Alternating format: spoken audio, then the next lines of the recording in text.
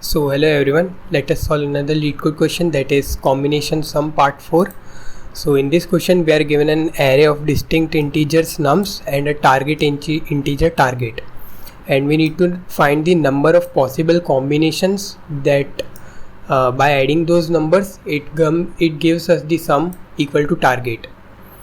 The test cases are generated so that it can fit in a 32-bit integer, so it's just an additional information, we don't have to worry about it. So let's see the first example. So we are given three numbers 1, 2 and 3, and we need to choose some numbers in such a way that the summation of those numbers sum up to 4. So they have also given all the possible combinations. We can see that 1 1 1 1 1 1 2 1 2 1 1 3 2 1 1 2 2 and 3 1. So we need to find the number of such combinations possible. In this case there are 7 possible combinations, and those are these combination. So how do we approach this problem? Again, it's a simple intuition of take or not take. Either we would choose this element and take this summation into our answer, or not take it. Either we will take this number and add it to our answer, or we will not take it. Again, we will take this number and add it to our answer, or we will not take it. So it's a simple take and not take condition, just a given condition that we can take one element as many times as we want to take. So this is the only additional thing that is we need to take care of. Otherwise it's just a simple DP that we have already covered in previous videos.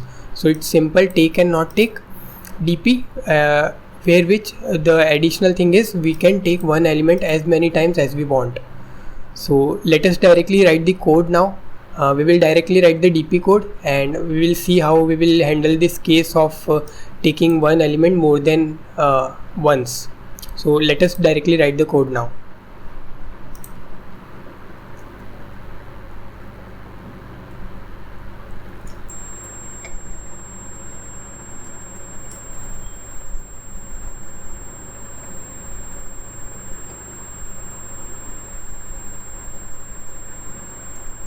So we have declared the nums size as n, and we have declared our DP.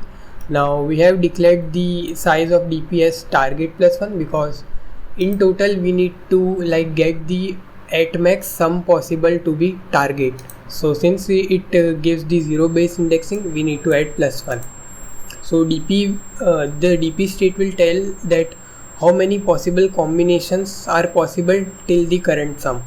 So we need for target, so that's why we have created for target. We have created the size of DP as target. Now why plus 1? Because it's a 0 based indexing, so we need to add 1 for getting to our actual target. So we will write some solve function that will give us the number of combination possible. So we will give input to it now. So n nums and DP, and yeah. Now we will write the solve function.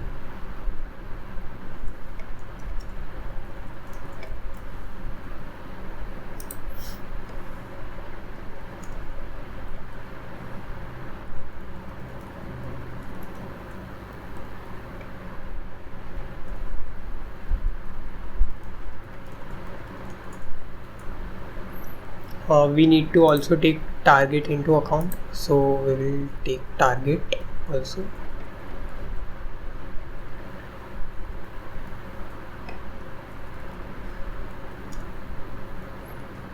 Now first we will write the base case. Now what is the first base case that we will write? Obviously when our target becomes 0, that means we have the sum till now as which is equal to target. So when our target would become 0, that means we found one combination. So we would return 1 because we found one combination, so we will return 1. Now what could be the other base case? If our target would go below 0, that means we have exceeded, or we have taken some extra numbers that we don't want to take in our combination because it would sum up to a value that is greater than target. So we don't want this combination, so we will return 0. Now we will write the DP part or the DP code.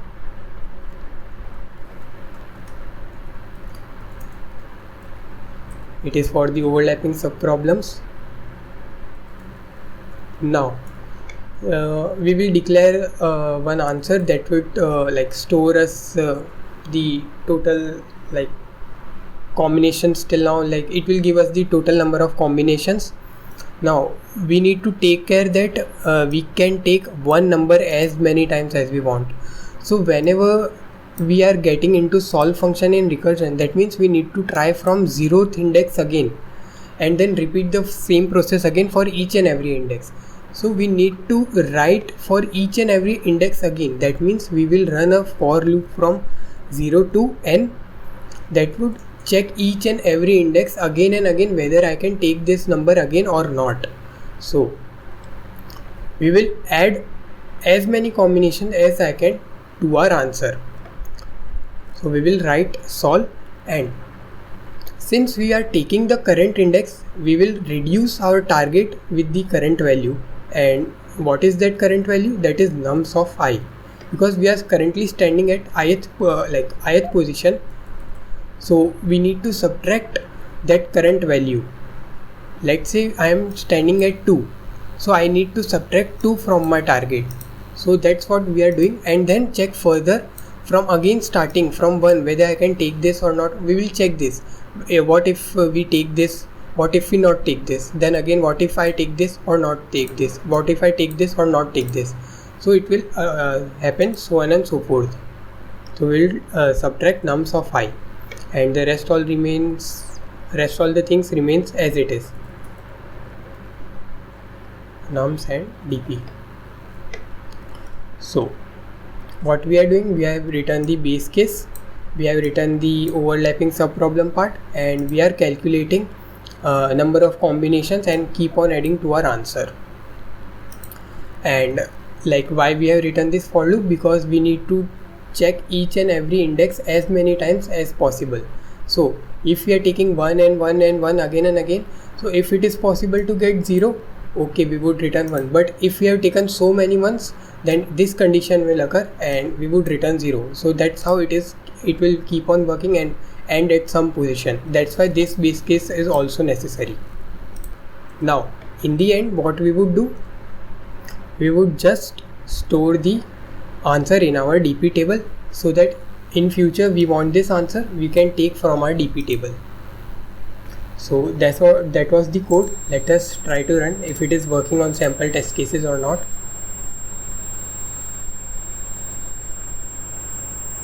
So yeah, it worked fine. Let us try to submit it. So yeah, our solution got accepted. So hope you learned from this video. Thank you.